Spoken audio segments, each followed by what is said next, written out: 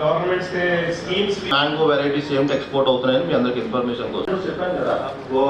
ఒక్కొక్క కంట్రీకి ఒక్కొక్క రిక్వైర్మెంట్ దాన్ని మనం ఈ ఫైటో శానిటరీ सर्टिफिकेट्स ని కొన్ని एक्सपर्ट ऑर्गेनाइजेशन तो गवर्नमेंट ऑफ इंडिया ने इसको स्पॉन्सर किया, सपोर्ट किया है, ज्वाइंटली डेवलप किया और एक्टिवली मैनेज्ड बाय फ्लो.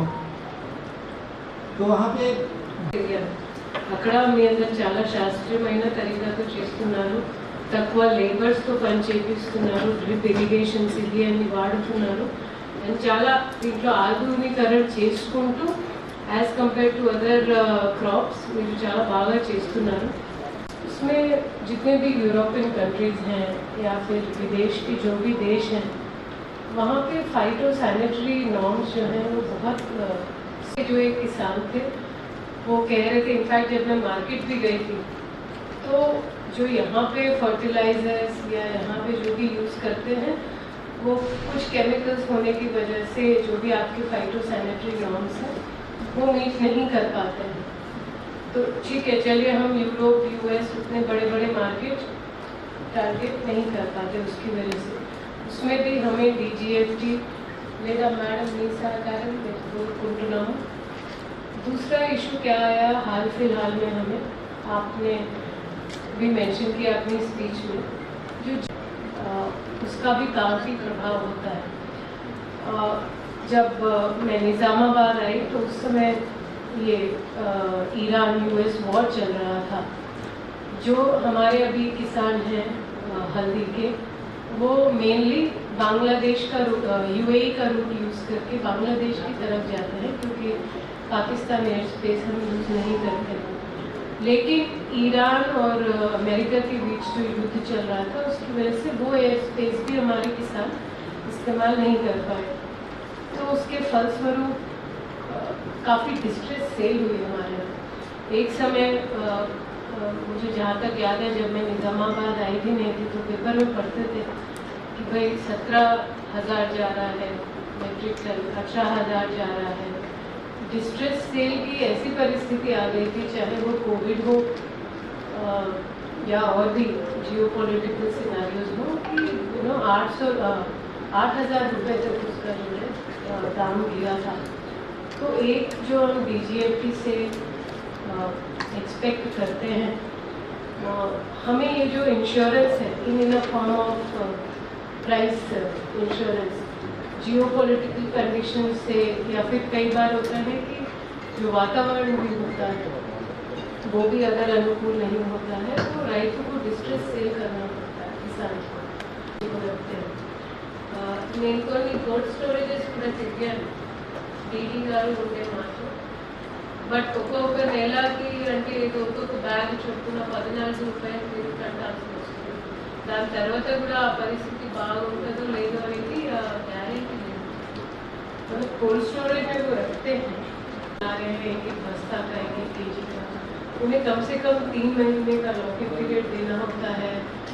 बस्ते का 10 से 14 रुपये खर्च पड़ता है और वो सारा खर्च किसान ही बेयर करता है. तो अगर देखिए हमारे किसान काफ़ी प्रोग्रेसिव हैं, स्पेशली आपको अंकापुर अगर आपको टाइम मिले तो कभी विजिट करें वहाँ पर. वो एक्चुअली गांव जैसा लगता नहीं है. ప్రిఫరెన్స్ ఇస్తారు ఫార్మర్ ప్రొడ్యూస్ ఆర్గనైజేషన్స్కి. దానికి ఏంటంటే 40% ఆ 2 crores. మనకి తెలంగాణ స్టేట్కి వచ్చేసరికి ఏంటంటే advantage land lock area. Land lock areas అన్నిటికి కూడా 75% సబ్సిడీ అనమాట.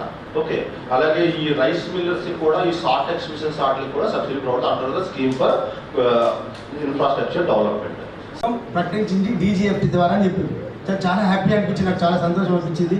ఎందుకంటే ఢిల్లీ నుంచి వచ్చి ప్రత్యేకంగా నిజామాబాద్ జిల్లాలో పసుపు పండుతుంది కాబట్టి కేంద్ర ప్రభుత్వం గుర్తించి నిజామాబాద్ జిల్లాలో పసుపుని ఎగుమతి చేసేందుకు ఇక్కడికి అధికారులు వచ్చి మనకు వివరించడం అనేది నిజంగా వాళ్ళకి నేను కృతజ్ఞత తెలియజేస్తున్నా సార్. అక్కడి నుంచి వచ్చి వచ్చిన పసుపు తరఫున సార్ ఇప్పుడు ఒకటి చెప్పాల్సిన ఒకటే సార్, ఒక పసుపు రైతుగా మా ఊహ తెలిసినప్పటి నుంచి మా తాత తండ్రి అందరం పసుపు పండిస్తున్నాం సార్. ఆ పసుపు అంటే ఒక శుభం సార్, లక్ష్మి. పసుపు అంటే లక్ష్మి సార్. ఈ ప్రపంచంలో ప్రతి ఇంట్లో కులం లేదు, మతం లేదు, పసుపు అనేది ఖచ్చితంగా వాడతారు. ఏ దేశంలో అయినా సర్చ్ చేస్తే ఖచ్చితంగా పసుపు అనేది వాడతారు, ఏదో రకంగా వాడతారు. మరి అట్లాంటి పసుపుకు భారతదేశంలో అంటే పసుపుకి అత్యంత వాల్యూ ఉంది సార్, విలువ.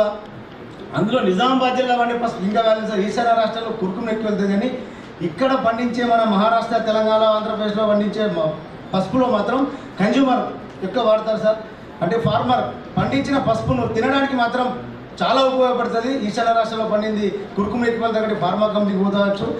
ఏదేమైనా సార్, ఇప్పుడు సార్ మా పసుపు రైతుల సంఘం నుంచి ఇందూరు పసుపు అని ఒక బ్రాండ్ క్రియేట్ చేసినాం సార్. ఇది బ్రాండ్ను చేసి ఇది ఆర్గానిక్, ఇక్కడ మిత్రుడు ఉన్నాడు మా Ashok garu, organic farmer sir. ఇది ఆర్గానిక్. మేలోనేమో పోవడం ఉంది, ఇందూర్ ఫార్మ్స్ ఏమో, నేను ఫౌండర్ ఆఫ్ ఇందూర్ ఫార్మ్స్ అని తెలుసా అందరికీ.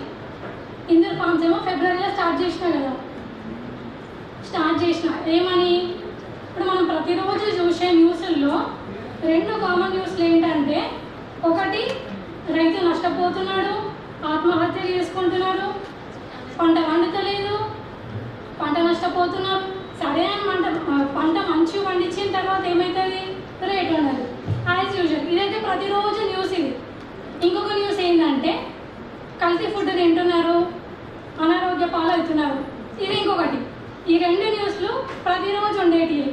సో ఈ రెండింటిని కామన్గా సాల్వ్ చేయాలంటే ఏం చేయాలి, మంచి తిండి తినాలి, రైతుకి మేలు జరగాలంటే వాళ్ళ దగ్గర మనం కొనాలి, అంతే కదా. సో మా మమ్మీ డాడీ ఎట్లానో రైతులే కాబట్టి వాళ్ళు పండించిన పంటని నేను దానికి కొంచెం వాల్యూ యాడ్ చేసి అమ్మితే కన్జ్యూమర్ ఎట్లా ఉంటాడు, అరే కల్తీ లేకుండా మంచిది దొరుకుతుంది, నేను అది కొనుక్కొని తింటా అనుకుంటాడు కదా. సేమ్ అట్లనే నాకు సోషల్ మీడియానే ఒక వెపన్ లాగా అయ్యింది. నేను అంతకుముందే ఒక కాంటెంట్ క్రియేటర్ కాబట్టి ఒక జస్ట్ ఇందూర్ ఫార్మ్స్ అని ఒక పేజ్ క్రియేట్ చేసుకొని ఇట్లా మేము పసుపు పండించినాము, పసుపుని పొడి చేసి పంపిస్తాము ఇంటికి,